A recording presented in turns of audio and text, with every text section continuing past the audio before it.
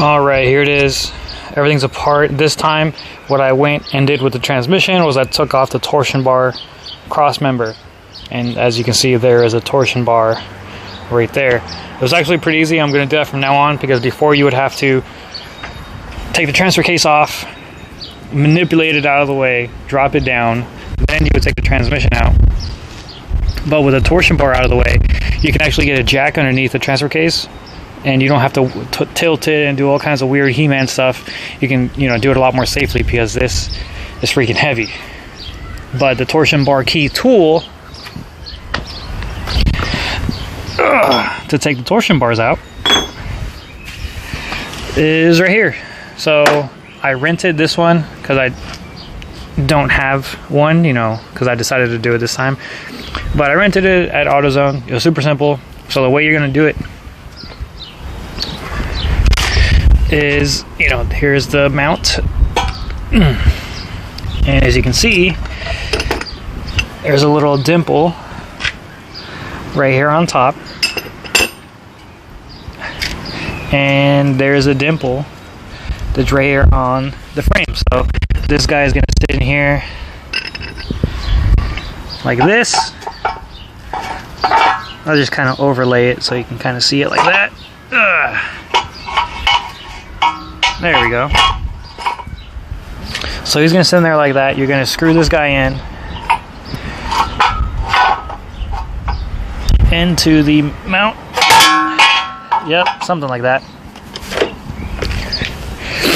And this guy, well, you're not going to screw him into the thread or the bolt hole that has the actual keyway bolt.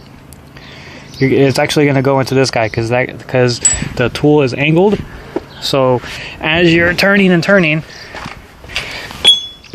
as you know, you're turning it, this keyway is going to slide up and hold tension on it in here, and that will allow you to slide this guy out, because the keyway, that's how the keyway is held in there. So with the keyway bolt all the way out, it's going to be sitting like that, right? Because the bolt is here. That's how you adjust it. This is going to ride pretty much like that. So as you're twisting, it's going to go up. Keyway holder out of the way. You can release that all the way down, and then keyway will go all the way, relieve tension, and it's going to sit in there like that with no tension on it from the torsion bar. So it's you're going to do that for both sides. Take all the bolts out, and in my case, I got really lucky. This body has, oh man, it's really windy. This body has about 186,000 on it.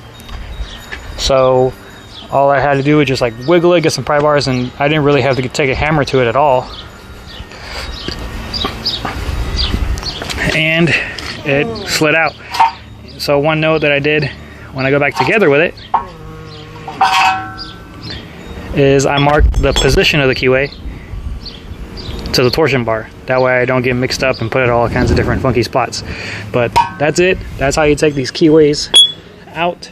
For mine, it was super simple. I know some of them are going to be rusted in there like hell, and that's why I kind of wanted, I didn't really want to do that at first, but being that, eventually I do want to lower this thing, and keyway, I guess lower keyways are the way to go, I guess, but some people flip them, so I'm still seeing how that's going to go, but I'm going to put it back in regular for right now, and there's that. So any other time that I'm going to come across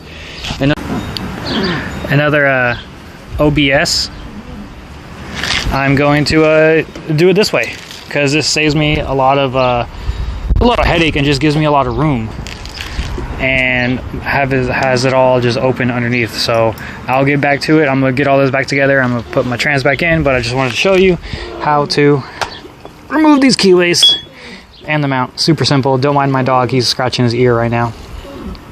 So yeah, I'll see you guys on the next one.